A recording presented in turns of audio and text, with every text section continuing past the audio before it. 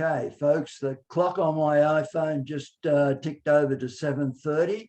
I'd like to declare our general meeting, first for the year, open, and I'd like to welcome everybody, members and non-members.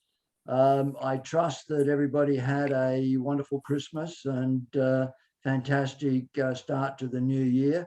Not that it's been a real good start to the new year, but you know, there's always room for improvement from the base that we're at. So anyway, we have an action-packed meeting on tonight.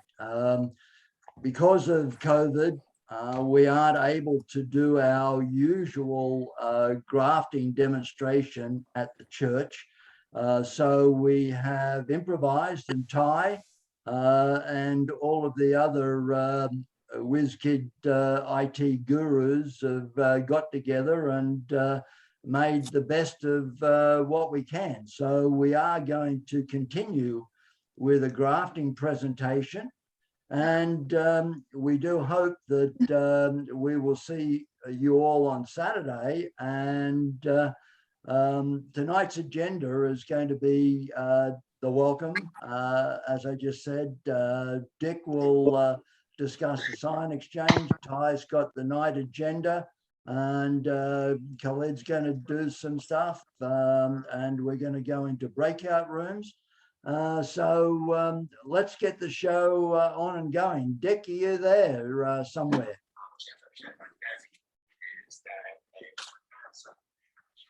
Okay. Dick may not have been able to get on yet.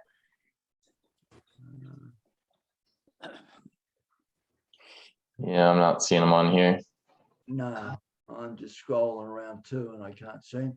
Okay, we are having the Great Scion Exchange at the OC Fairground at the barn, or outside the barn because of COVID. We decided that we would have it as an open air event to, you know, spread the germs out, so to speak. But please, when you do come, respect everybody, and please wear the masks that are recommended, surgical or better, with good fit. And we're going to limit the scions to 2 per person initially. And we want people to move through fairly quickly and get what they need to get and then move out. We have a whole team of volunteers that are going to be there to help out, but it's not going to be the same as it has been in the past. There may be food available, but you know, maybe Dick will come on later and give us the lowdown on what's been organised, or maybe Laura can update us and let us know what's been planned as far as food and that is concerned. But anyway, without having Dick here to talk about the Great Scion Exchange, I'll hand over to Ty, and Ty can run through tonight's presentation, and we'll go from there. Over to you, Ty. All right. So just letting some more folks in. We got a nice full house coming in. We got almost 50 people right now. So welcome everyone. And tonight we have our annual grafting meeting. Like John said, it's going to be a little bit different. I think it provides a good opportunity to switch things up. So we're going to be showing some excerpts from our techniques of grafting. Whoop, I don't know if it's going to show. Techniques of grafting DVD that is available for sale as a DVD format through Sally, Holly, and through our website, I believe. And so we'll just show a couple excerpts on there to get some of the beginning grafting folks up to speed on different ways to collect scion woods and considerations there, especially considering we're having the scion exchange on Saturday. and then some tools that are useful in the grafting trade. And then we'll have a brief look at the cleft graft. And we're going to intersperse it a bit with some live presentations. We're going to have Khaled present on a couple grafting techniques that he uses, and then Tree, you're on here, correct? Yep, I'm here. Okay, and would you be open to showing your grafting tool to the whole group before we do the breakouts? Okay. Perfect. And then after those two, we'll then go into a new thing for the chapter to try out, see how it goes.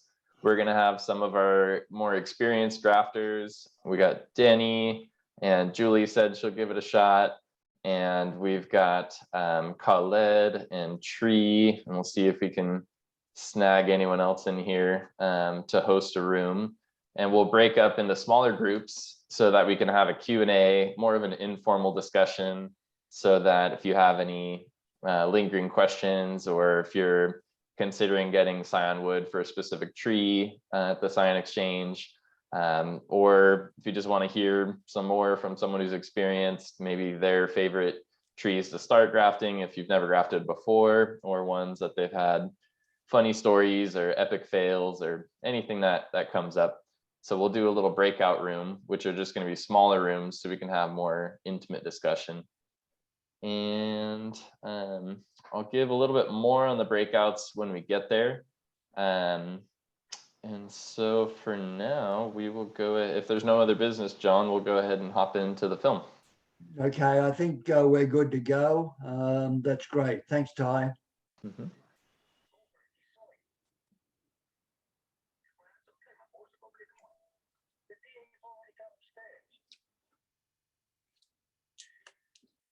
All right, can folks see this? Yep, that looks good. All right, we'll see if the audio comes through. Can you guys hear that? Not yet. Let me see how to do the audio.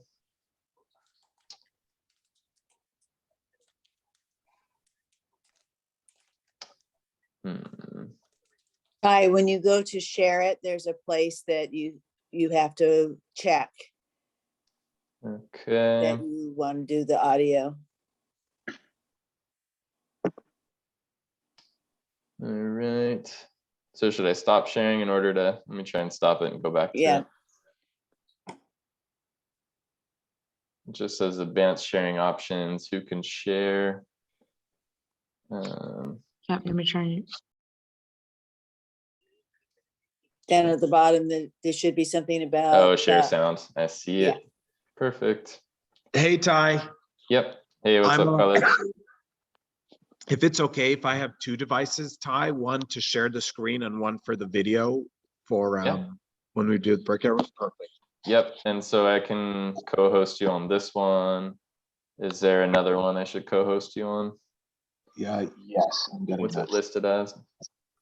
And Dick is joining the meeting. Okay. Yeah. I will.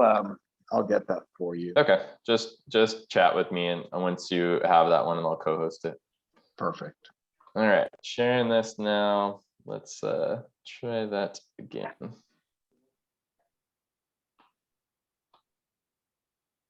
Can you hear now?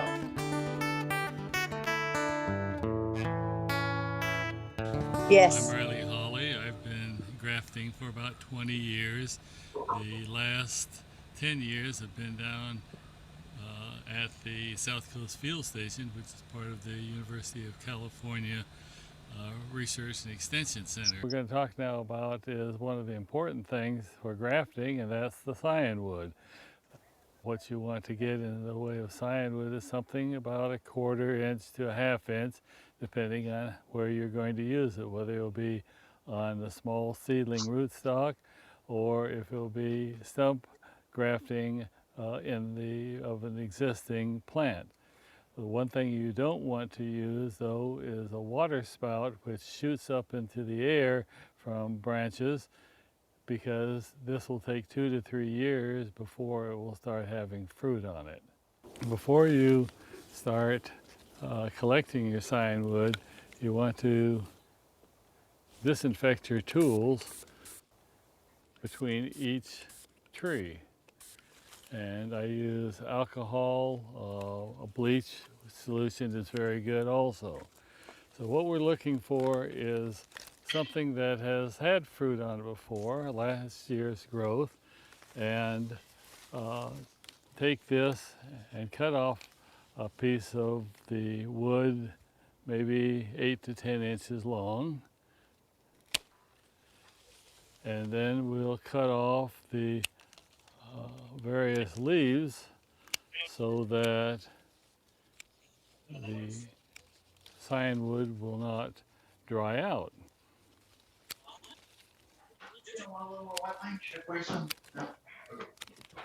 What you can do each year is mark the branches that have had fruit on it, so you'll know what to take the scion wood from at the next time.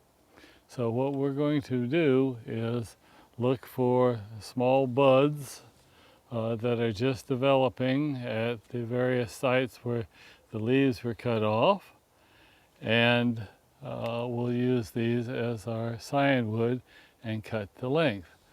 What we'll need to do is we'll cut about 1/4 of an inch at a slant just above the upper bud, and then look for having 2 buds above the graft, and then cut it straight across at the lower end. This way you'll remember which way is up, and we'll be able to make the scion wood cut depending on what type of graft you'll be using. So we can take several of these cuts and we'll store them in a baggie.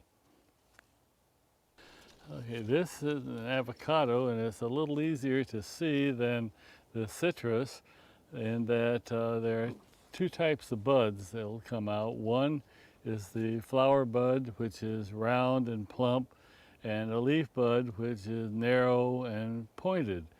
And this also shows you last year's growth by a ring of buds around there, which is called a whorl. And that was the end of last year's growth. So you can also see that you want to not wait too long on your buds where they get too plump and start to break out, and you'll start getting the flowers showing up, which are typically at the apical or end of the branch coming out. This is also about pencil size, so we can just take a cut here. And so this also will be where we'll take off the leaves to prevent desiccation. This will give us several good pieces of scion wood. We will not use the flower end, we'll just go ahead and cut those off and work with only those buds that haven't started to swell too much and therefore not usable. Here you can see very clearly the sharp pointed bud, which will become a leaf bud. Further up here you can see the bud that is quite round and plump. So there's a couple there. Here's one that has actually started to open up, and with an avocado that will eventually throw out long stems with multiple flowers on it. Be sure that you have 1 or 2 leaf buds above the graft area.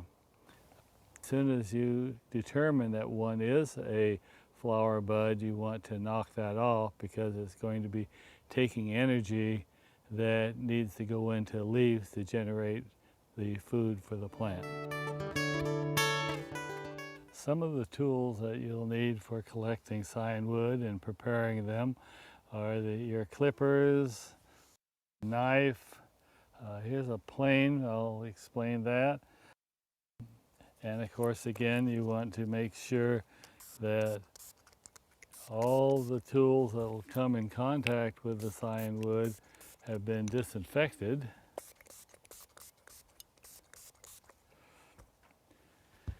And what we're going to do is, just before you use these in your grafting, you will come in and look for your buds. And here is a nice bud right here. And we'll cut it at the angle there, and then come down a ways and cut it again. And then to prevent desiccation even more, you might take a piece of parafilm and stretch it and cover the cut ends to keep the moisture inside.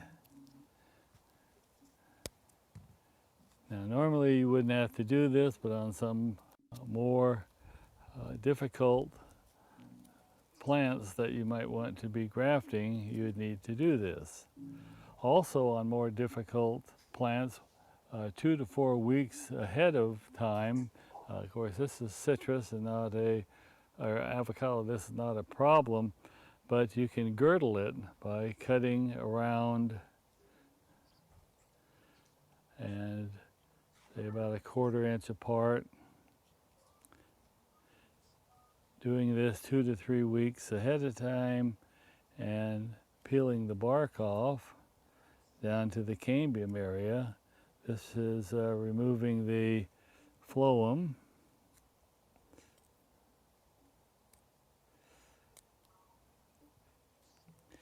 And this will concentrate at the upper end the nutrients by not allowing them to flow through the phloem down to other parts of the plant.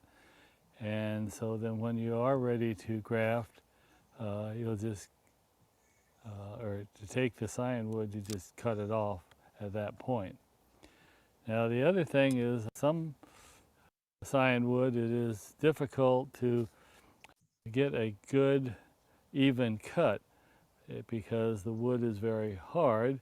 And the ideal, of course, is to be able to cut it at one smooth cut. But sometimes it's easier said, and make some cuts there on each side. And now it's going to be a smooth single cut.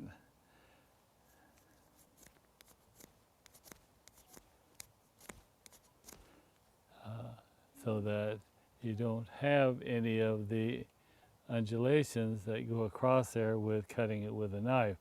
This is only really necessary on a very hard wood.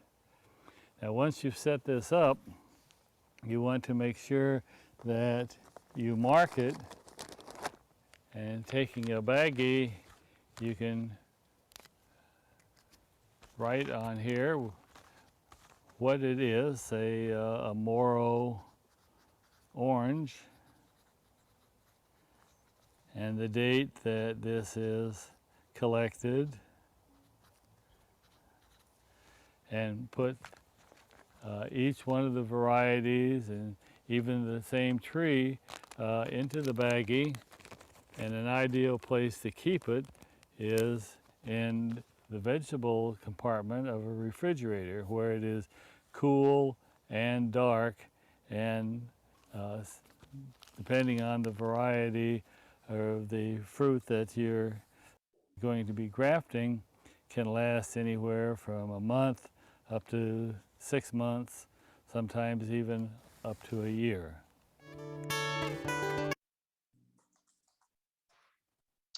All right, so that was more for that introductory part of the conversation. And we're gonna also show the first grafting technique, which is also featured in the DVD, which is Mr. Don Winterstein's cleft grafting. So let me pull that up.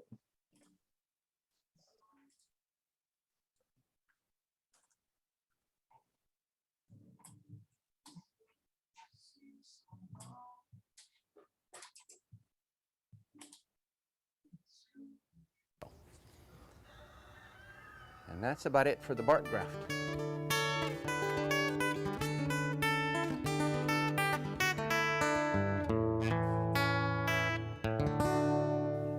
My name is Don Winterstein. I'm currently the Vice Chairman of the Orange County Chapter of California Rare Fruit Growers. My interest in gardening has been lifelong, but it got accelerated quite a lot when I retired about 7 years ago and got a fairly large piece of land in a utility easement behind my house where I now care for about 80 trees. I didn't do much grafting, and the others on the video are much more experienced at that than I am, but I think I have a few suggestions, a few differences in the way of doing a cleft graft that might make it easier for those who do cleft grafts rarely and not very many. So my method will require more tools than people ordinarily use for doing a cleft graft, and it will be slower. The advantage is that it takes less skill, in my opinion at least. So now is the time to get started on the grafting. I'm going to show pretty much a standard cleft graft done in a slightly different way. What I'm going to be grafting is jujube, and I'm going to be grafting a Lee jujube onto a commercial rootstock. And I obtain the commercial rootstock from jujube trees that are growing in my garden. They send up these sprouts all over the place, and instead of chopping them out as I used to do, I now leave a few to grow and get large enough to graft, and they can make new plants. I just dig them out, put them in pots, and graft the desired variety onto them. So the first thing, well, I also have a piece of scionwood that I cut this morning from an existing jujube tree, and what I'll do is, first of all, I look for 2 buds on buds that are widely spaced like this. It's only necessary to have 2, so there's one here and there's one here under this side branch. I cut off the side branch, and then I can cut it off up here at the top. So now this is my piece of scionwood that I'll be grafting onto this rootstock. One of the innovations that I'm going to talk about is the use of a caliper. Most grafters just sight on the 2 and just guess or estimate by eye what the right diameter is. I prefer to eliminate that guesswork by actually measuring the thing with a caliper, by seeing what diameter my scionwood is, and then finding a place on the rootstock that would match that, and that turns out to be about here. So then I'll cut it right there. Now, before I do any cutting, if I remember, I usually soak a piece of paper towel with alcohol to act as a disinfectant. Then I wipe the cutting tools with the alcohol, with the paper towel soaked in alcohol, to disinfect them. And that would go for my knife also, which is just a standard utility tool with a razor blade. So now the tools are suitably disinfected, and now I measure the scionwood to see what the diameter is, and I measure the rootstock to see where I should cut. So that tells me I should cut right about here.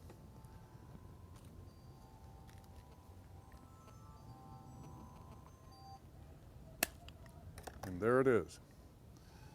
Next step is to make a vertical cut in the rootstock. To do this, I introduce what I believe is a tack hammer, a very light hammer, and my cutting knife, which is this utility knife with the razor blade, and I just tap lightly on this to make my cut as deeply as I like and in a very well-controlled manner.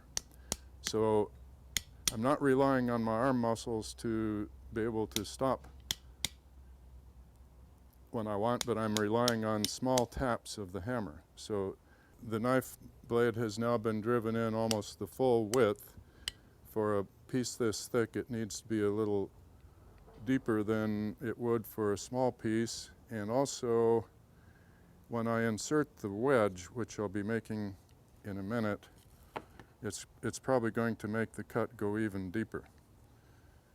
So now the next step is to prepare the scion wood. And to do this, I make a wedge by taking wood off both sides, and I try to be careful to make this as even as possible. And I keep checking that this is the part, the remaining part that requires some skill.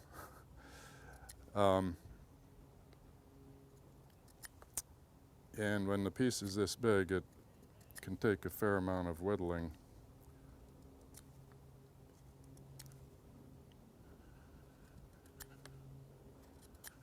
So what I'm trying to do is make a wedge like this. This is just about right there. But it's a little too thick on this side, so I have to straighten it out.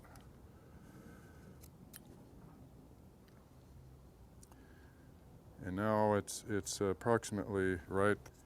The next step is to wrap the scion wood.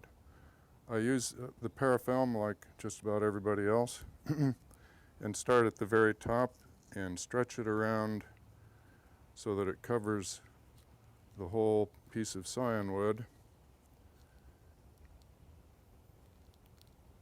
This is in order to keep the scion wood from drying out before it has a chance to grow. And I leave a piece on the end to wrap around the graft. So the next step is to insert the scion wood into the rootstock, into the cut that I made before. One advantage of a cleft graft is that you have 4 possible opportunities to get the cambium layers matching, 2 on each side of the rootstock. So now it's been inserted, so the next thing to do is just to keep wrapping the parafilm around the graft to try to make this as tight to air and water as possible.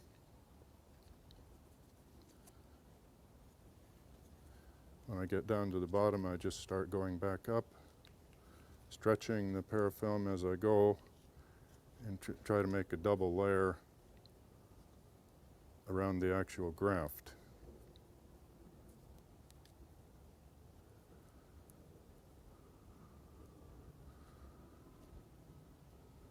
So we're just about done.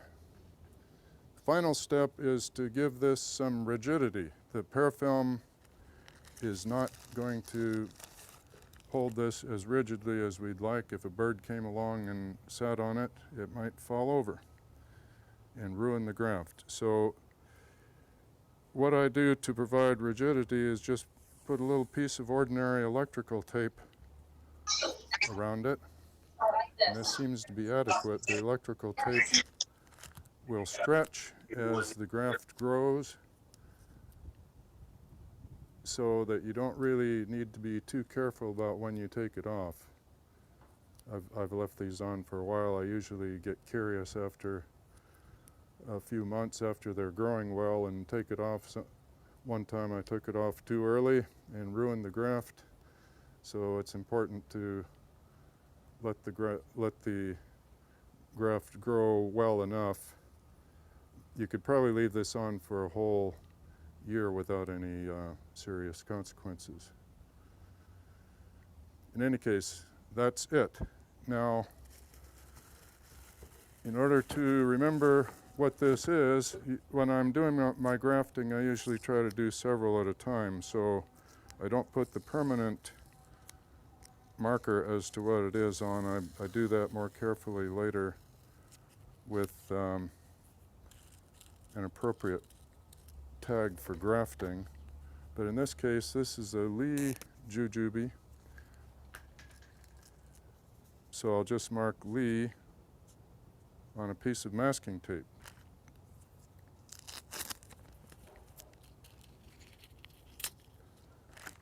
And put it where it can't do any damage. And where I'll be able to read it say a week or two, I'll come back and put a more permanent marker. And that is all it takes.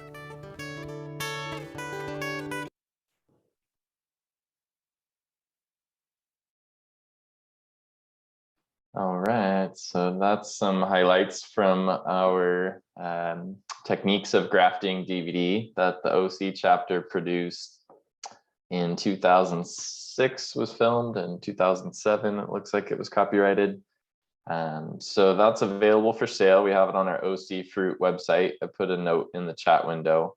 There's the DVD is available for $10 at our meetings and $13 delivered. And there's an order form on our website under the media tab. If you go to the top left of the website and click media, scroll down to the bottom, and it is there. So there's more on there. Julie Frank has a splice graft section that opens it. Denny Luby has a bark grafting technique. Roger Myers featured with air layering. He shows, I believe, a lychee tree or a longan. And there's even more from Riley Hawley on clonal propagation. So lots more in there. Definitely is a gem of a resource that our chapters put out. I'm grateful, and I've learned quite a bit from it.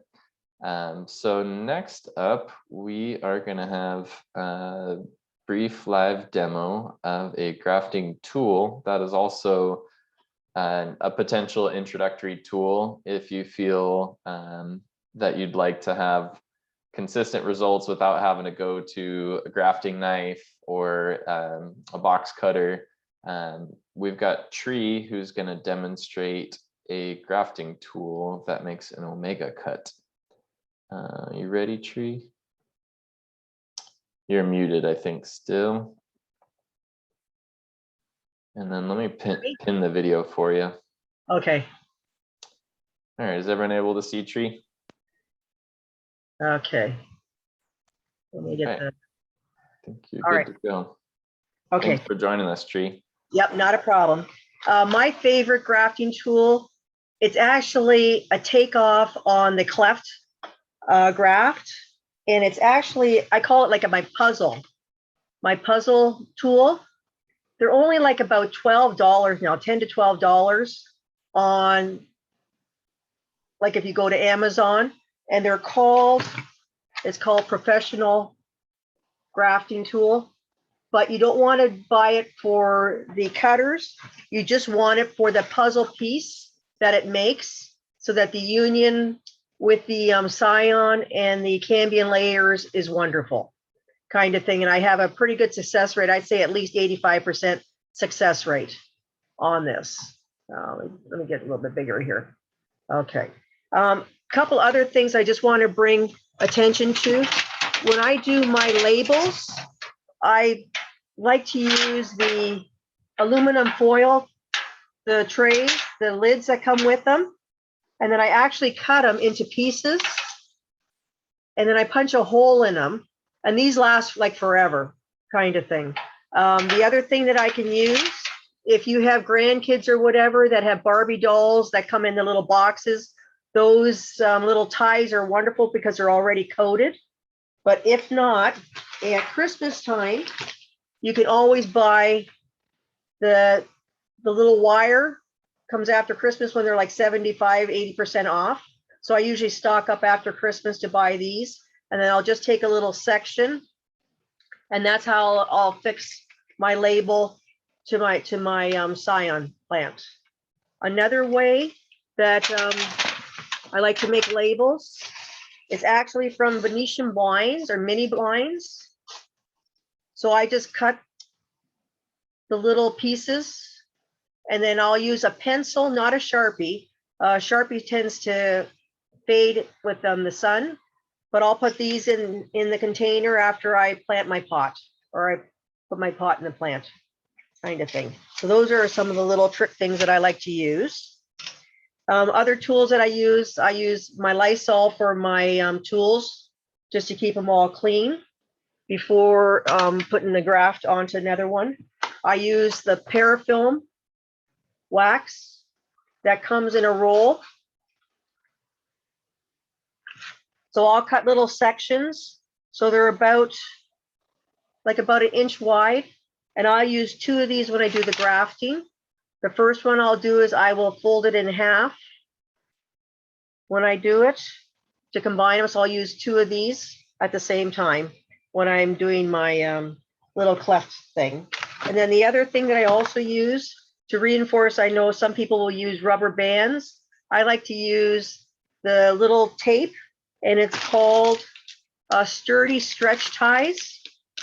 And you can get this at Lowe's, Home Depot, and it just reinforces the union where your graft is together. So these are kind of nice, and I'll cut them about a foot in length. And then how I like to do it is, what I'm going to do, it's like a puzzle piece. So if you can see the picture here. So there is the root stock. So I'm just going to cut it. I'm going to make the scion, which will be like having like a little nipple down that'll fit right in. And it's just like, it's a puzzle. And there's really no guesswork to this one. It's kind of foolproof in the end. So that's basically what I'm going to be doing. So if I have here's my scion. So I'm going to pretend this is the bottom. So I'm going to take my puzzle tool and I do it with the orange part down. So you just have to basically match it to the middle.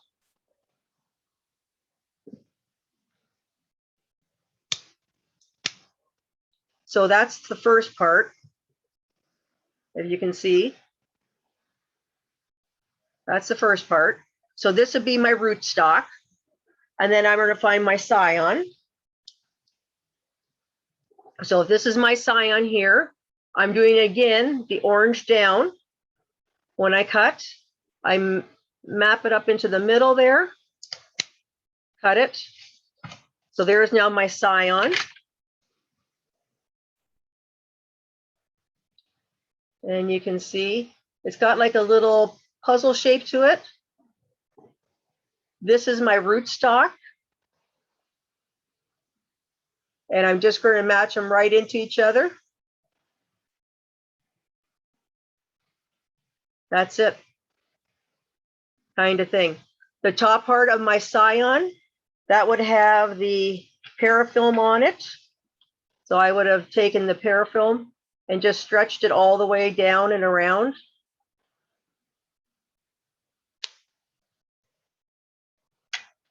And you only need it so it's 2 buds. You don't have to go crazy. So there is that. So that's the scion. Here is my base, matching up my puzzles. There's my puzzle. I'm just going to join it at the union.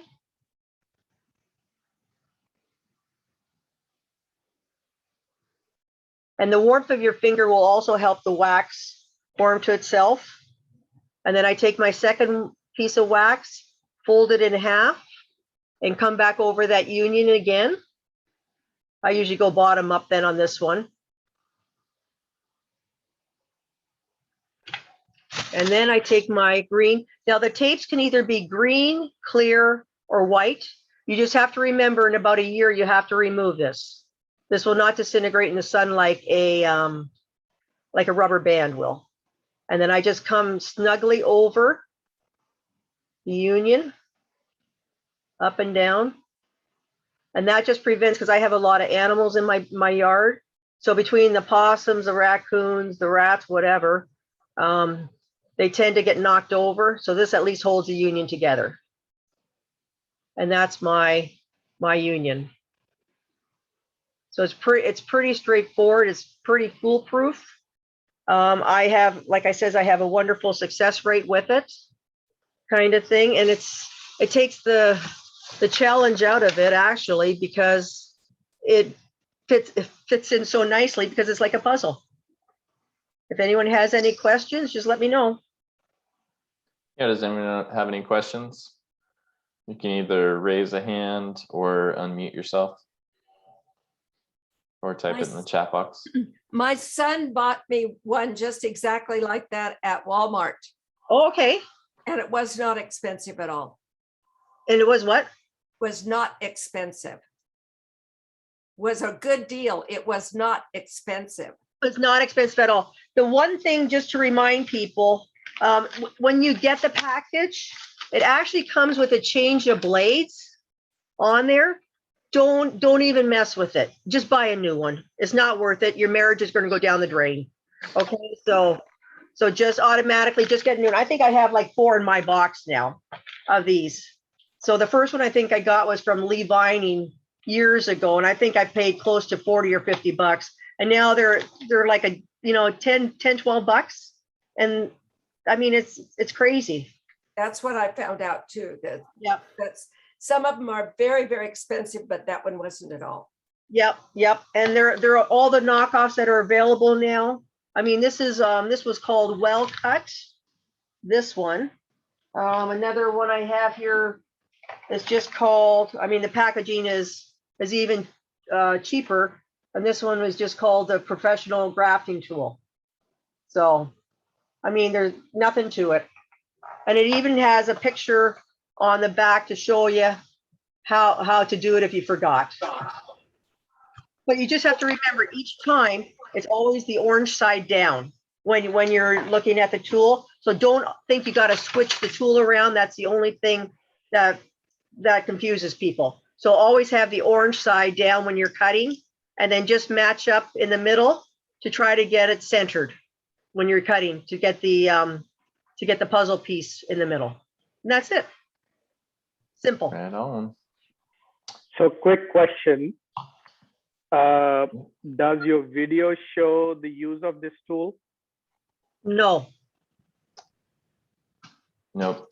If This you one- wanted to have, we are recording this meeting. So if you wanted a recording of Tree's demo right now, that'll be featured in the recording. Okay. Also, I think there's some YouTube videos out there on using the tool as well. And then Tree will be available for Q&A for a little breakout session in a minute. So you can ask more questions on that too. Correct me if I'm wrong. Is this a tool very similar to the Cleft drafting demo that the previous person did, except instead of using the knife, you're using this tool? It's still yes. It simplifies it. It takes the guesswork out of it. I don't lose any fingers. I don't get cut with my knife. It's kind of nice. got it. Thank you. Uh-huh.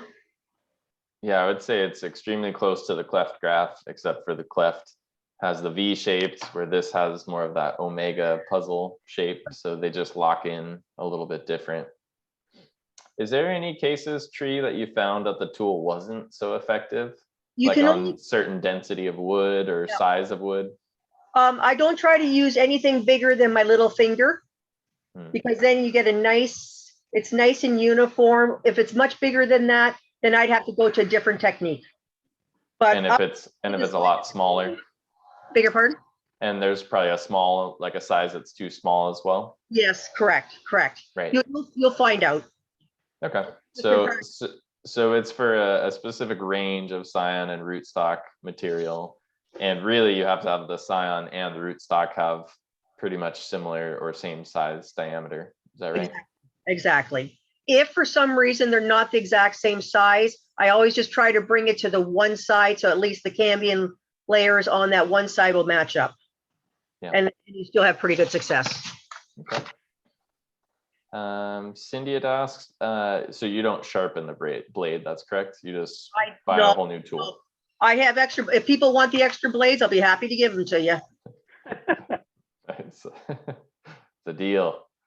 And Elizabeth mentioned that parafilm is available at the Orange County Farm Supply Store in Orange, or also online. And then I think that's it. Thanks so much for demoing that, Tree. I Yep, appreciate not a it. problem. Okay, And like I said, Tree will be available for Q&A and a breakout session. And next up is going to be Khaled. Are you ready to join us? Yes. Perfect. Can you, I'm under Ziad Hassan. Yeah, I believe I made that co-host as well. Oh, because I can share screen. Yeah, you should have, if you see a green button that says share screen, I think you are co-hosted. Well, let me just Alright. double check.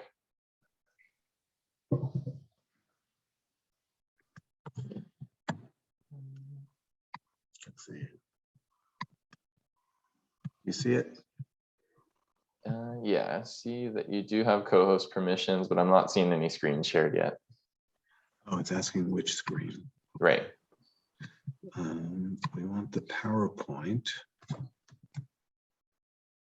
Presentation. Do you know which one is it? Show Windows.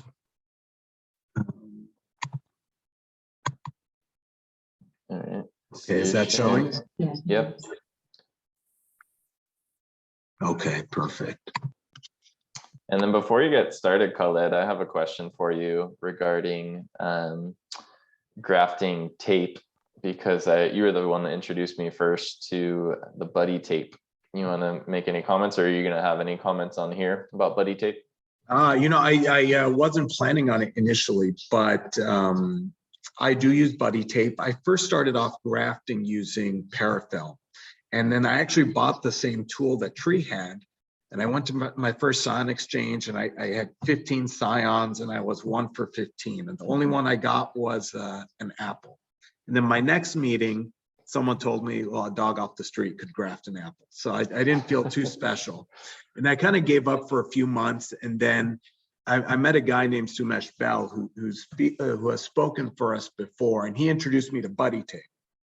And he taught me a few different tips and techniques. But once I tried using the buddy tape, I couldn't go back to parafilm. Buddy tape is, it's a very thin, flexible, predictable, stretchable material. So once you start using it, you can stretch it out a certain amount. I think each piece can stretch up to about 8 times. You get a feel for it. Which one? I don't think I'm muted here. It's flexible, it's stretchable, it's very predictable, and it's a breathable material for the scion. Once I started using that, I tried switching back to parafilm when I had run out, and I just found the parafilm to just randomly tear. It wouldn't stretch, it wasn't predictable. I found it hard to go back. The downside with buddy tape is it can be expensive. I've seen it as much as $50 a roll. But there is a group order that can get it down to about $24 a roll, and each roll can give you about 800 pieces of tape. The average graft takes me about 2.5 pieces of tape, so I can get maybe 300 or so grafts on one roll of buddy tape. So I'm a big buddy tape fan. I can use it to wrap the scion, use it as grafting tape. So I can really use it for all sorts of material. Right on. My wife's going to bring it right now. I can demonstrate. And then if you don't mind, just for 1 sec, well, if you are going to show that, if we can stop the screen share for a sec, that way we can, I can highlight your video feed. There we go. Now everyone can see you.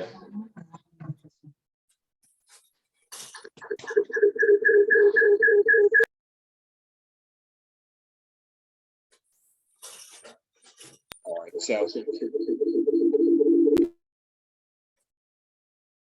All right, is that clear? Yep. All right, so you can get buddy tape. There are 2 different types. There's one that's called perforated and unperforated. The perforated just has little tears every 2.5 inches or so. And so I like the perforated one because it, you know, I know myself, I typically use 2.5 pieces of tape per graft. So it just makes it easier for me. So with this one piece, I have some scions here that I mutilated for the demo. but I can, the piece itself is fairly predictable. I can pull and stretch and stretch and stretch. And somewhere about here is the breaking point. So I can get quite a bit. And you can see I could just pull an even amount all the way across and it'll cover. So as I wrap this scion, I just pull, I have a steady rhythm as I go. I overlap about 25 to 30%. And I can get just a nice smooth piece. So that's, I can go, if I'm in a rhythm, I can go pretty quickly. So that's really the buddy tape. You can see once it goes on, it's almost see-through. It's got this breathable quality about it. So scions can have some air exchange, but water doesn't get in. And that's buddy tape. When I want to graft, if I need to seal the graft union, I typically fold it in half. And it ends up being a lot stronger or thicker at that point. So whereas, like if I were to tape this in. Oh, sorry, it's a little bit harder here.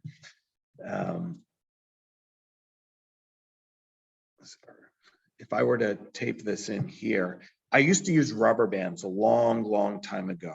And then, my friend told me you don't need to use rubber bands, you can just use buddy tape. And so I had issues with the strength replacing the rubber bands, and he told me, oh, just fold it in half. So it wasn't the prettiest. But I can show demos in the breakout room afterwards as well. I typically do a few hundred grafts a year, and this has been my go-to. Like I said, it's been hard to go back. Right on. Derek made a note that it's best to start from one corner to the opposite at a diagonal for buddy tape because it's the longest line. Is that, Derek, are you mentioning that specifically for wrapping the connection between the scion and the rootstock?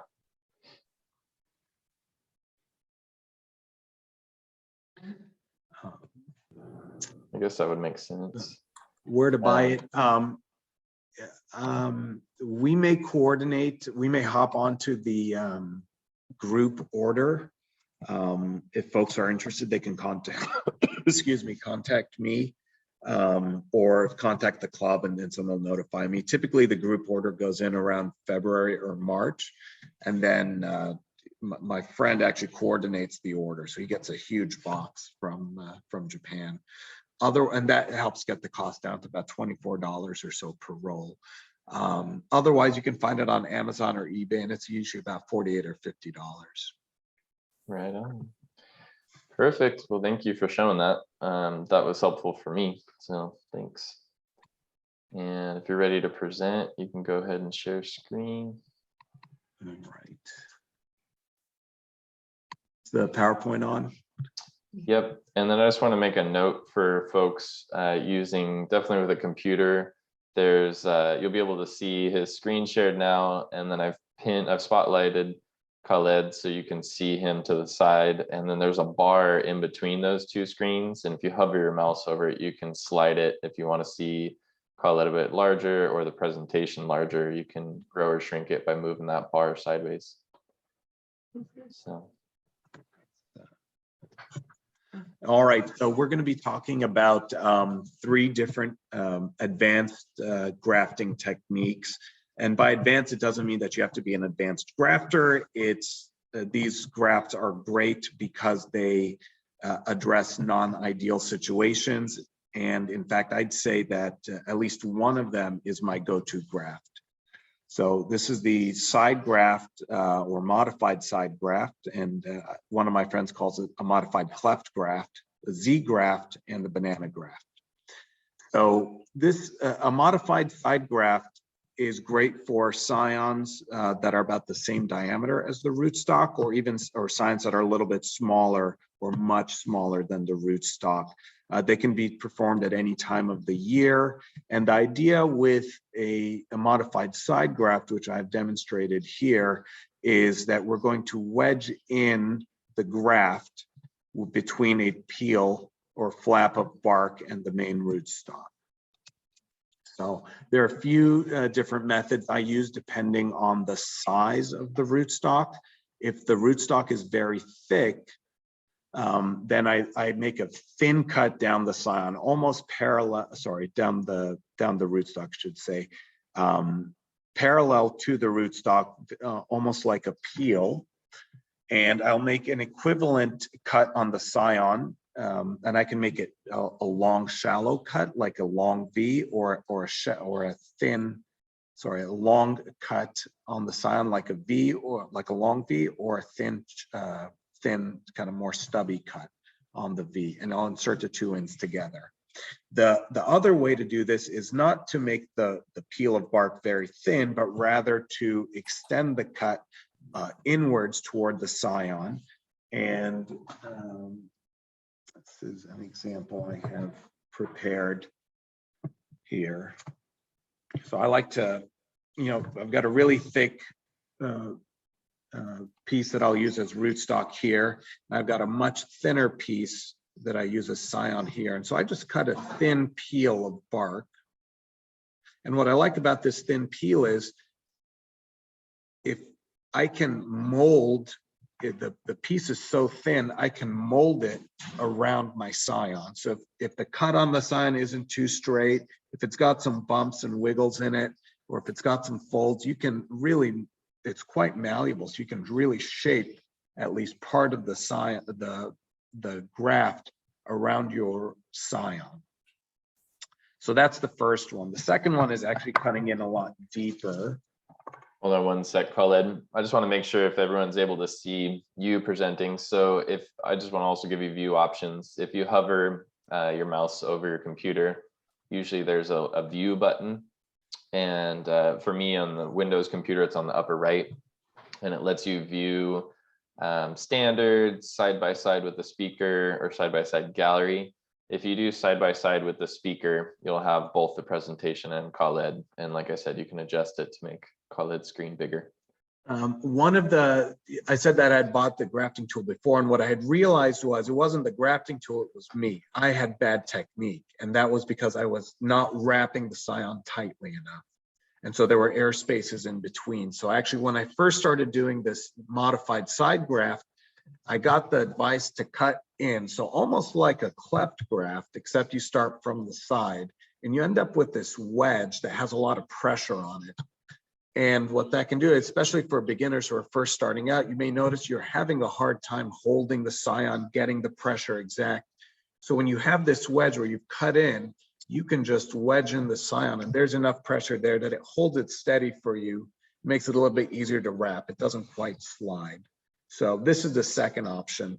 I wouldn't do this on thick rootstock because it's too hard to cut in, but the benefit is when you're using very thick rootstock, usually I can just make a very easy, simple peel. And when I'm using, let's say, a thick scion where it's not so bendable or flexible, again, I can just make a thin cut on the bark of the rootstock and peel or mold it. So this is, these are some photos I had taken, again, showing kind of the thin peel, the V of the scion, and you can see how they fit in.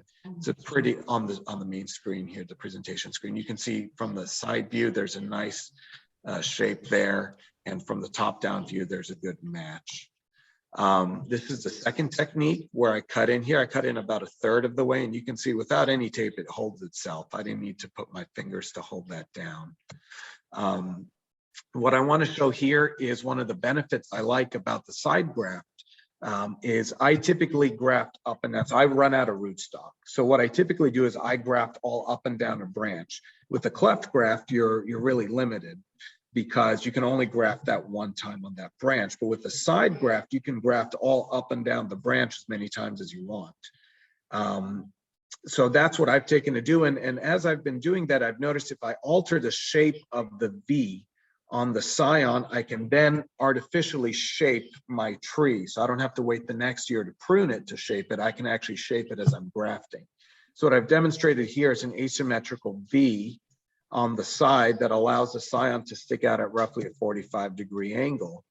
whereas this other scion I've shaped at a 30-degree angle.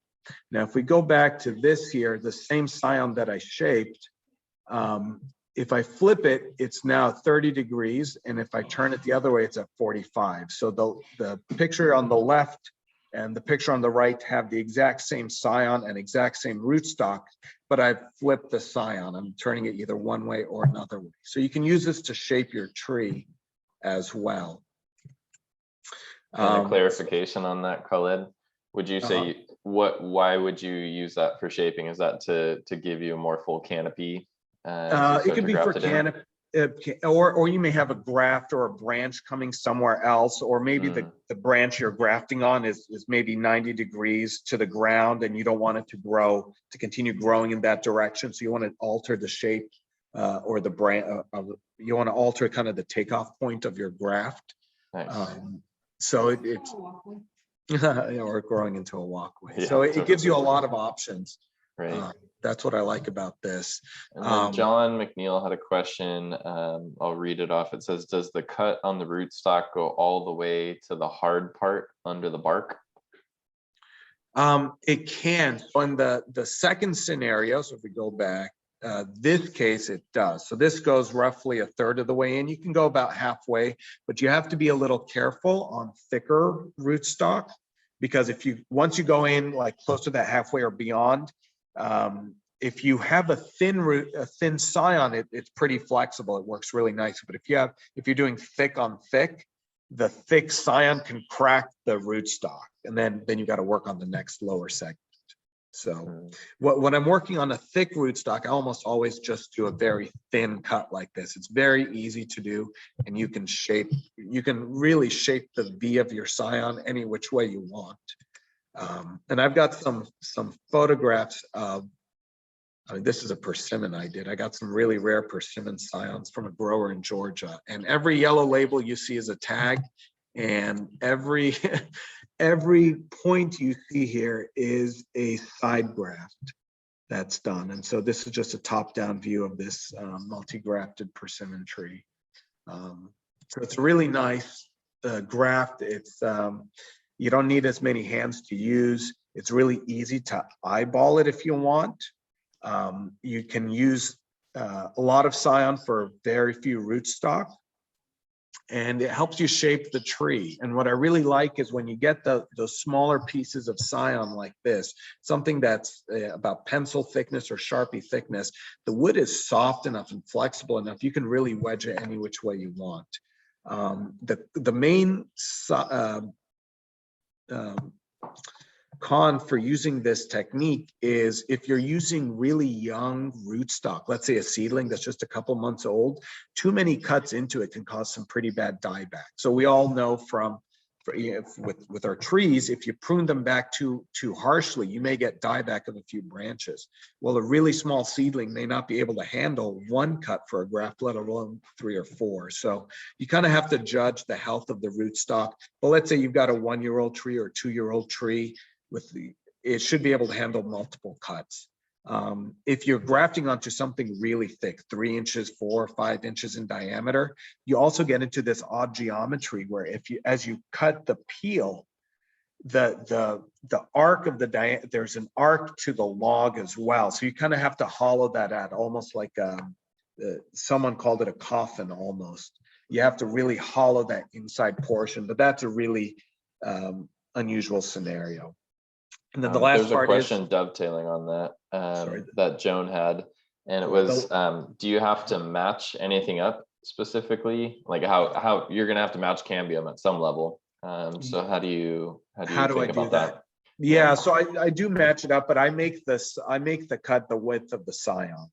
So you don't have to make it the width of the rootstock, especially if the rootstock is bigger. You can just match that up to the scion. So on the example I have here, you can see the cut I made does not go as wide as the rootstock. It just fits the scion. And this essentially for me is the size of my grafting knife. So over time, I've learned if I go at a certain angle, my knife sitting at this point will always cut at this level. That is something that comes with a little bit of expertise, but one thing you can do, and I'll show this for the banana graft at the end, is you can just sit the two together and you can almost take your knife and just make a little vertical incision, just an outline of where you want to peel. And so long as you aim your knife between those two takeoff spots, you can get a nice thin cut. So I can get this width almost predictably every time. And if there's a part that you don't like, or you realize you need to go in deeper, you don't have to be afraid. You can actually cut in deeper as well. So the only thing, if you're too wide, then you can just line it up with one side. Truthfully, if you were to do this in spring or summer when your rootstock is growing, the cuts are pretty forgiving and the rootstock will heal pretty quickly. Does that answer that question? The last thing and the most important part here, and so I went back to this, is I call this the saddle, this top portion here. This part has to be sealed. So when I wrap, I said I use 2.5 pieces of buddy tape. The half piece of buddy tape is for that. I pull and stretch like a saddle over that area because you don't want condensation building up there and seeping down into the graft unit. Can you repeat that again? Oh, That half piece? Yeah, so I'll take a half piece. I'll demonstrate here. Nice. Good demo. There you go. And what I'll do is I'll stretch and fold across, down, and then I'll reach across and pull around like this on one side, and then reach around with the other side like this. It's like a pair of underwear. Yeah, like a diaper, my wife said. Nice. That to me is important. The other, and then you've got to hold it really tightly, and that's for all types of grafting. You really have to cinch down. Now the Z-graft is the Z-graft. And then one last one on that to tie into that. Would you say that buddy tape versus parafilm would be as effective for doing that type of like stretch and attachment? Equally as effective? You mean if parafilm would be equally as effective? Right. For example, specifically that last part where you're sealing off that section. Yeah. Yeah. I mean, the buddy tape is more predictable, so I know how it'll stretch. But parafilm would work also. Okay, great. You just want to make sure that it seals, and I pull it down and I wrap it from either side so it kind of seals onto the whatever you've used to wrap underneath. Perfect. So a Z-graft is really a modified whip and tongue. It's used when your scion is larger than the rootstock. And so sometimes you'll go to the scion exchange, or someone will give you a piece of wood and you realize that it's a great piece of wood, but you just can't use it because your rootstock isn't quite there.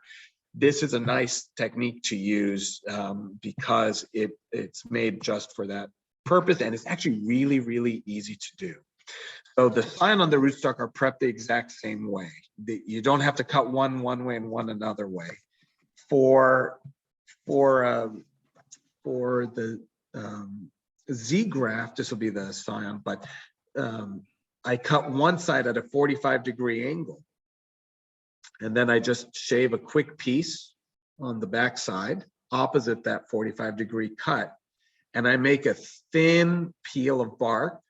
And that peel will actually be longer. It'll extend down beyond where that 45-degree piece came off of. And you do the reciprocal on the rootstock. So the rootstock, you will cut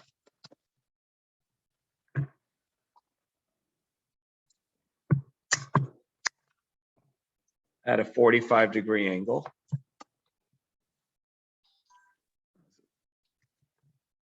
And then I'll make a thin nick, and I will shave down that piece longer than the rootstock. Sorry, longer than the scion. Did I throw the scion on? Oh, here it is. And then if you get a little confused about what goes where, just think that the flaps, the thin peel, go onto the 45-degree pieces, and so it'll cinch down just like that. So, and that's your Z. So in the picture I have here on the graft here, this is a Z-graft I did a year and a half ago. This is another one I did, and you can see this this is the thin peel of bark back here. And what's really nice about this is you can see that the scion is still thicker than the rootstock, and you can really appreciate how well it has grown. So it's really easy to do once you get the kind of in the groove. It's just a 45-degree cut, thin peel, and you do this reciprocal on the scion. You line them up. The hardest part with this is really taping it down, because you have here multiple different angles you have to work with. You have to work with the straight side to side main contact between the scions on the central limb. So this portion here, so this is going to be a side to side push. And then you're working at this you're working with this diagonal pressure as well between the back cuts where the 45-degree angles are. So this can get a little bit difficult or challenging to wrap. What I've done for this is I typically work on the diagonal piece first to wrap it, and then I go back and do the side to side afterwards.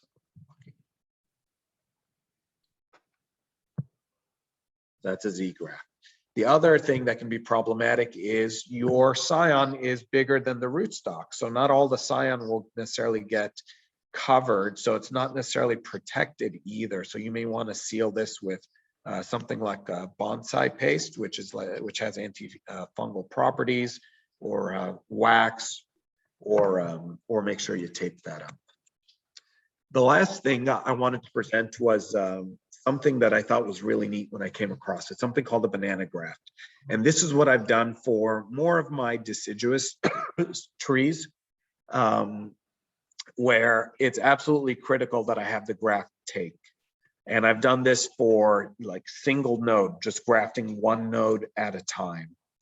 And the idea with this graft is that we're going to cut the rootstock, peel back the bark of the rootstock, hollow it out, almost like a banana that we've peeled back. We then take our our scion, peel off the pieces that would otherwise fit, and insert them into each other. And then there are two different techniques. The original technique I learned was a little bit haphazard. It doesn't look pretty, but it works. You make these peels all the way across your rootstock. So the first thing is you got to shave it flush. So you take your pruners or your shears, you cut it flush, and you once you cut it flush, you then peel down pieces of bark and cambium. And then you push down the peel and you cut out the inner core, the woody core. You then take your scion and you just shave down the wood on the outside, and you just insert and wrap. This is for a scion on rootstock that roughly match each other. The diameters can vary to some extent, so long as the scion itself is wrapped. With this is a picture of a graft union that's 2 years old. This is a cleaner way that I've done it. I've just decided here, I'm not going to peel all the way around. I'm just going to make 4, or sometimes I'll make 3 cuts just all the way around. And then I hollow out the inside. And on the scion, I do the same thing. I cut 4 pieces all the way around. And if you're not quite sure how to make them, you can actually insert the scion before you've actually peeled it and line it up with your new peels and actually make little vertical cuts all the way around. So you have an outline of how you want to cut it. And then you put it together, and that's your single node banana graft. The benefit of this is almost like a cleft graft in the sense that you have one graft to your rootstock, and you can drive massive growth that I've seen with this. It's fairly intuitive to do, and it does allow for, it is a little bit forgiving with some scion rootstock diameter mismatch. The difficulty comes in wrapping. So if you just try and wrap it as is, it can get very difficult because the peels tend to slide because they're very thin. So what I've learned with this is before I insert the rootstock, I actually take my tape and I wrap it part way up, and just the tape itself holds the peel up, and then I can insert the scion the rest of the way. And I do just a light wrap the rest of the way. You can see some of the peel has still shifted, and then because it's on lightly, I can kind of rearrange it and move it back into position, and then I just do a second layer wrap around it. So I have here just a few different pictures of grafts. This is a banana graft. This is a side graft. So on this one branch here, there's a side graft, and the top has a banana graft on it. So here's an example of using that side graft to maximize the number of grafts. Here's what a side graft looks like about a year later. I cut off the top because I decided this is going to be the new top of the branch. That's a little bit unclear. This is a banana graft with a side graft off one end and another side graft on the other end. Now, this is what the interlocking or the second variation of the banana graft can look like about a year later. And this is just a close-up. This is also, you can see here the peel almost coming off, but that graft union is very strong. This is also a year old. This is a Z-graft, so it's a little bit hard to see because this is a year and a half old, but here's your Z. Here's your one flap, here's your main limb, and here's your other flap. This was an example of the thicker scion onto the thinner rootstock. And here's an example. So this here on the side, this is a side graft, and this is another side graft. This is a side graft here, and I cut off the top. And what I like about this picture is here's a side graft, here's a side graft, and here's a banana graft. So multiple grafts on the same branch. And here's just a short side graft that I wanted to grow at a 45-degree angle, and the cutting decided to grow sideways instead. I use those mainline deciduous, but I like the side graft for avocados. So here's a picture. Here's the main branch, and then this is an Ota avocado coming off the side, and here's another Ota that was a side graft, and I had just cut off the main one afterwards. So and here's a mango side graft coming on that we did in the summer. So you can see here's another graft. This one I grafted higher up. It didn't take, but lower down this graft did take. So another example of grafting up and down the same branch. Probably another downside to doing side grafts, if you do multi-graft, is you split the growth, or you split the growth potential. So it's a nice way to park scions if you have too many scions and not enough rootstock. So hope that was helpful. That was definitely helpful. That's some next level grafting. I love the banana. I've never seen anything like that. It's a really neat idea. Yeah.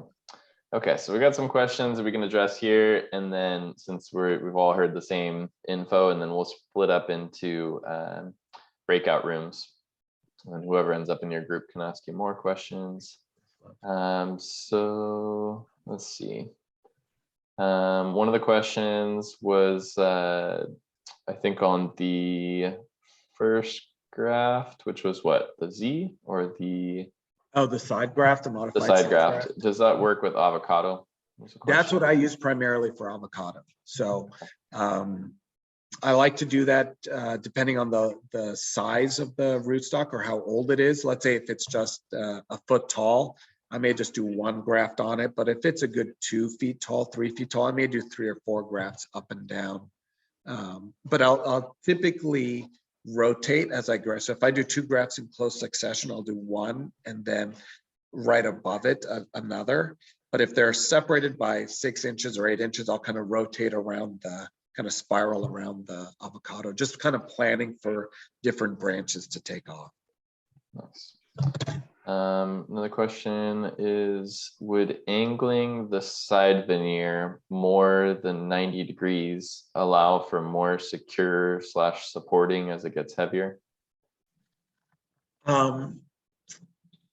That's a great question. If sometimes I'll work with different angles if the scion itself is curved. So I can actually adjust the V, and you can actually hold your rootstock. You can do this for any type of grafting.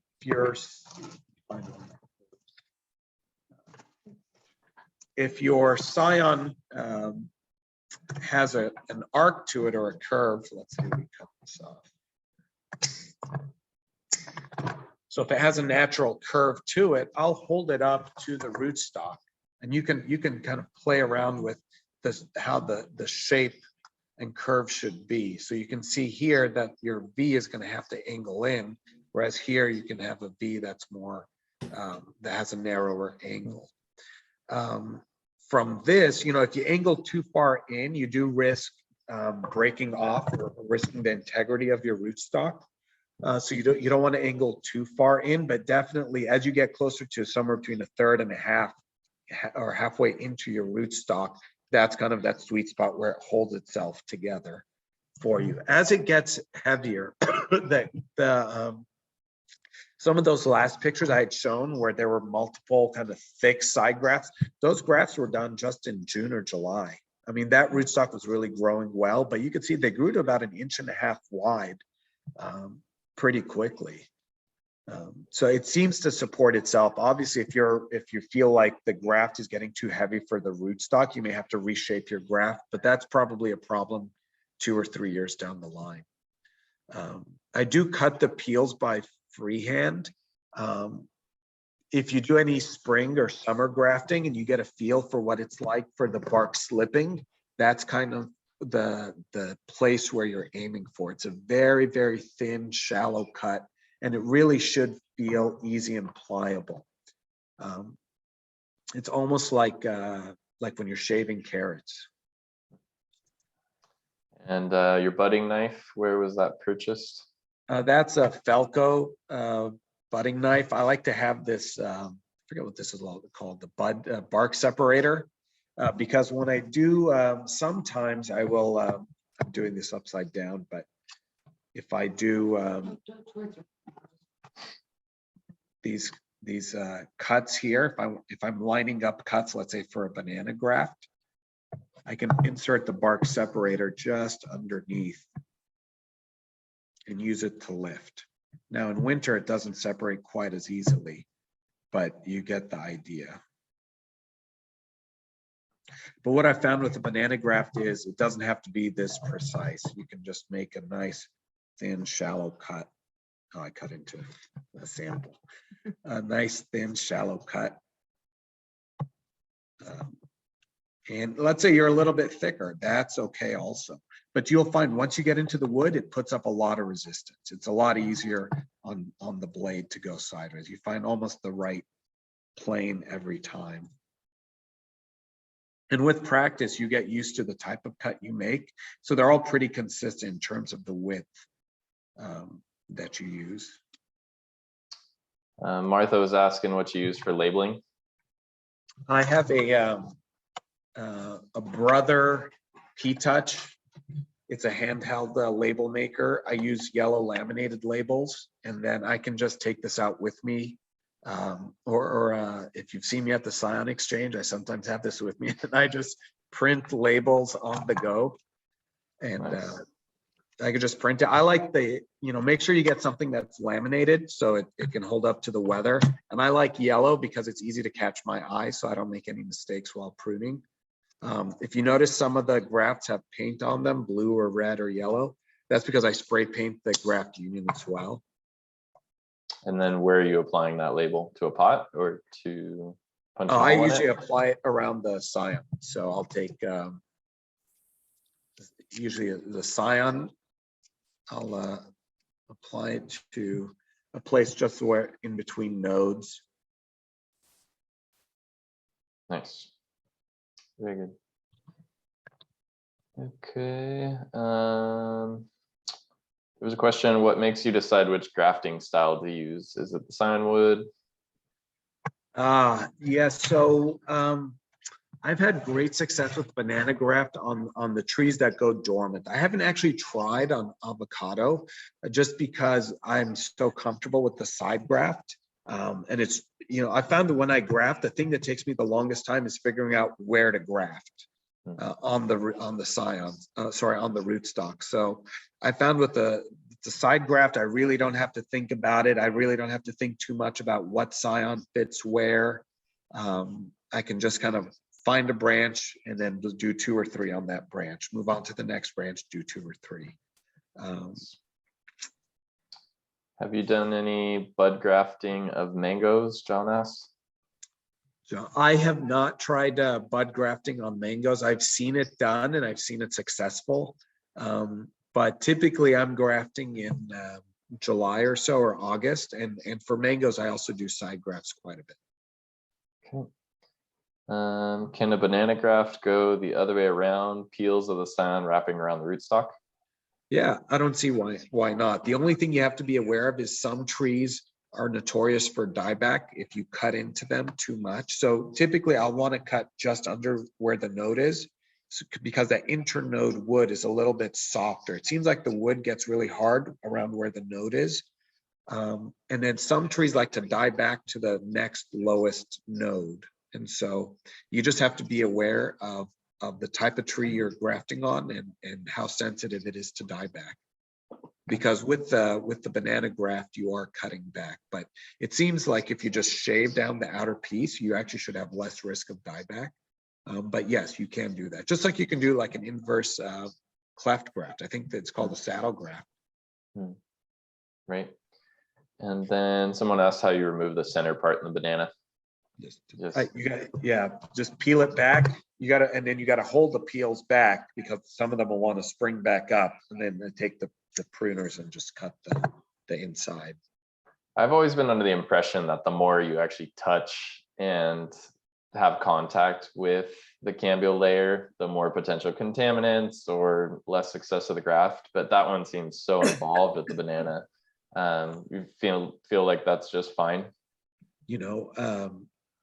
I've never really made too much of a big deal about, if I drop graft that I've already cut, I just pick it up, take my blade, just scrape off the visible dirt, and just go right back at it. There you go. I think that I've had the most success with just doing things quickly.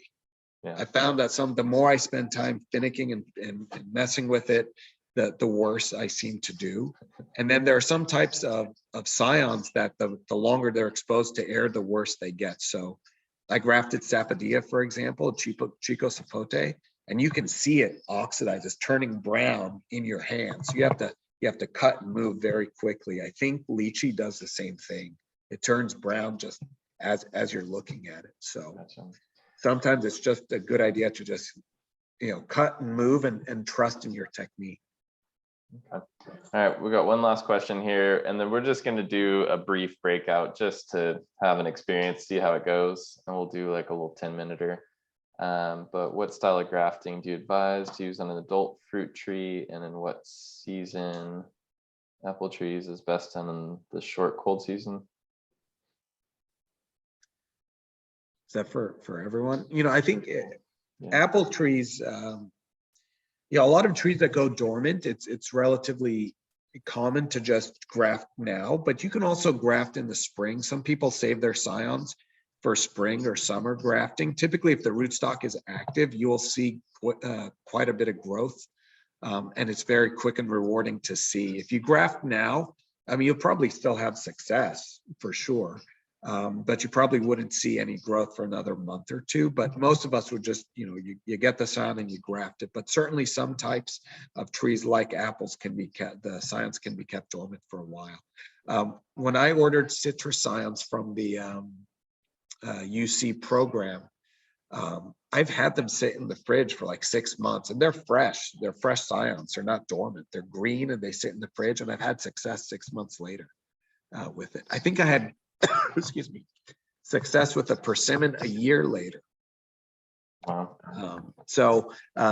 Most of us will graft when the trees are dormant because the scions can be stored for quite a bit of time.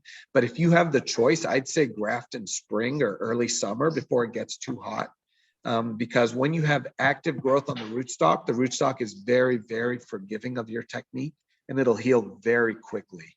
And it's quite rewarding to see, buds popping in 2 to 3 weeks. Even avocados, like, we'll graft avocados in January or February, and we may not see growth until April or so. But if you graft in April, then you'll notice growth in 2 or 3 weeks. And I think a lot of that has to do with how active the tree is. Right on. Well, thank you so much for your time. Oh, I Hey guess, there. See you in a while. I guess we Okay. got thrown out of our rooms. Right, Everyone got everybody's kicked back out. in the main room now. Well, it's getting late. It's time for bed. There Yeah. you go. It looks like your kitten has already gone to bed, huh? It's Yeah, no longer my a shawl. My kitty quit. You guessed it. I thought you might think it was a rat or a possum or something. It looked like a shawl, a very Yeah, furry yeah. shawl. Yeah. Right. Well, how was that all? You guys have fun? Oh, it was We great. did. It It's was awesome. really great. Excellent. Is Dick still around? Can he talk to us more about Saturday? I'm here. What would you Okay. like to I have a know? question. Sure. I have a couple of trees that need to be pruned, and I thought I would do it tomorrow, but I don't know if I can bring the wood or not. Where do I get a list to find out if they're on the don't bring list? I sent out an email on Saturday that was the memo from the chair. And Okay. at the bottom of that was the attachment with the correct list of patented varieties. Okay, thank you. My stupid computer is not taking all messages, so that may be the problem. Yeah, A it lot was from, it was from the OC membership email. Okay, I'll check again, but I check my emails 1 or 2 times a day, and I know there's a bunch of them I'm not getting. People tell me they sent them, and they might come in junk, and this stupid machine won't pick up the junks. I'll resend it to you. Do we have it listed on the website? I believe so. Maybe that might be what I have to do, is just go to the ocfruit.com because of my stupid computer. Yeah, There and I was- can resend it to you too, Julie. There was Okay, well, thank you a, very an much. e- I appreciate it. I don't know if it'll work or not. Okay. there was an Dick? email sent out to all of the volunteers today to gave them final directions on how to get there and what time it started, etc. What Yeah. time does it start? It, the volunteers, 8 o'clock to 9 o'clock. The gates will open for the crowd at 9 o'clock. So As you you- want me there at 8? 8 to 8:30 would be Oh, I'll fine. have to set my alarm. Okay, I'll call you. Oh, okay. Early morning wake up call. Yeah.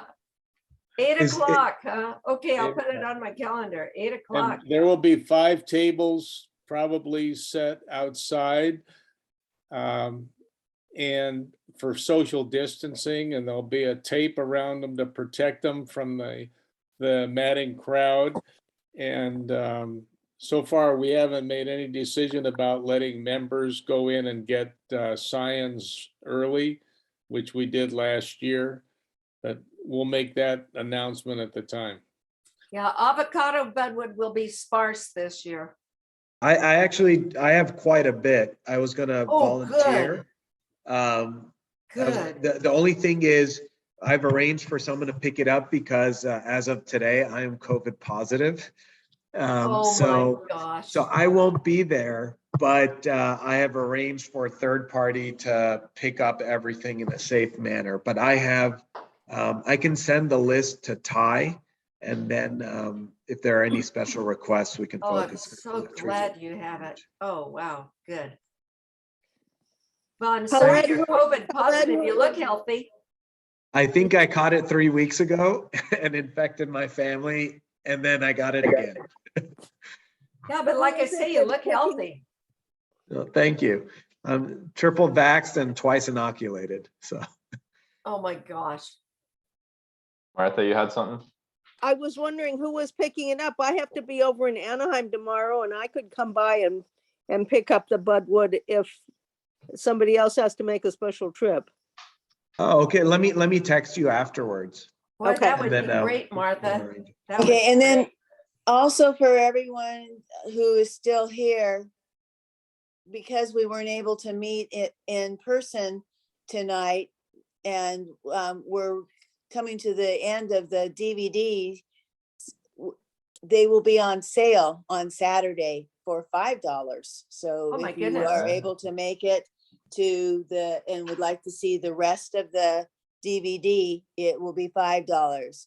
So be sure to check with Sally at the Hostess Center for the Breakfast Center, and she'll have the DVDs there also. And please bring cash. Yeah, It's a and I late think, Christmas present. Laura, what we're trying to do also is transfer that media to thumb drives. Yes, So that, But you know, we can do that later. Yeah. Yeah, yeah.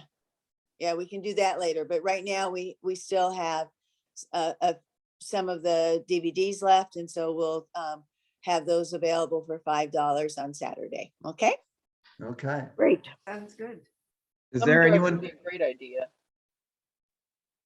was there any possibility of doing a digital payment like on Venmo for that?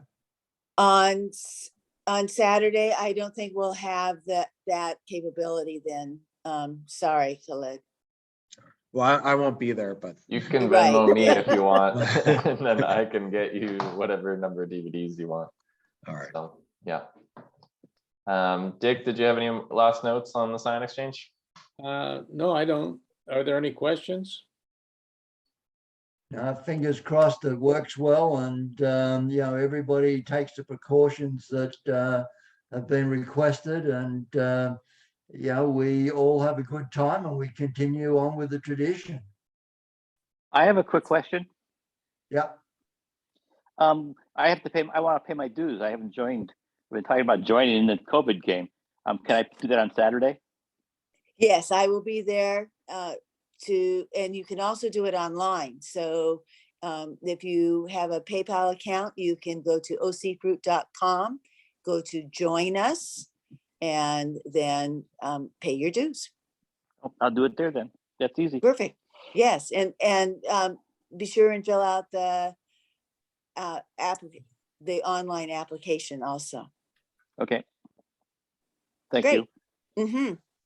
And then there were notes here from Elizabeth that if anyone's interested in participating in a sign exchange after the OC Great Signwood Exchange, the Foothills chapter is holding theirs the following weekend, distributed among various members' front porches. So Look, I have a mustache. Oh. So that's an option. And then Randy also noted that the IE chapter, the Inland Empire, is hosting a pruning workshop after our sign exchange at the Harupa Mountain Discovery Center off the 60 freeway and Pyrite from 12:30 to 2:30. And we'll have some scions available there as well. So lots going on this season. And let's see. Okay. Well, I wanted to just see if there were, you know, any feedback. I popped into all the different rooms, and I thought that was excellent to see more of that intimate conversation, where it did chunk it down from our big group of 60 something folks who joined us tonight to little groups of 10. How was that experience for you guys? Do we want to do that again? It was Very good. good. Yeah, I enjoyed it. It was good. I didn't get around to everybody, but got to a couple and found it easy to navigate. It wasn't as difficult as I thought it was going to be, and it worked out well. Yeah, maybe that's a feature we can integrate into meetings for the future when we are on Zoom to do a little bit. It's almost, yeah, maybe we could do it in person as well, but it's nice to get that small group atmosphere. Yeah. And the thing I'd also add to that is I think it's good to have a mix of more experience and less experience. I know when I first joined the club, I was lucky to meet up with people like Denny and Kevin who'd had, and John, who had quite a bit of at least exposure before, and they kind of helped ease my transition into the club. I felt like with the breakout room, it was nice that I guess now maybe I'm more the experienced person. I got to meet some of the newer faces as well. So I think that's helpful to have to at least make sure that in the breakout rooms that there are some folks who are a little more established there as well. Yeah. So I think it was helpful to have like a lead in each one that was at least one experienced person, and then it was just all luck of the draw at that point. So good. Well, right on. Tree mentioned she's got kiwi flats that are available, listed her phone number. You pick up only $15 a flat of fresh, locally grown kiwis. So, all right. Well, I think that's all I've got. That was a fun meeting for me. So I hope That's you a guys long enjoyed. meeting.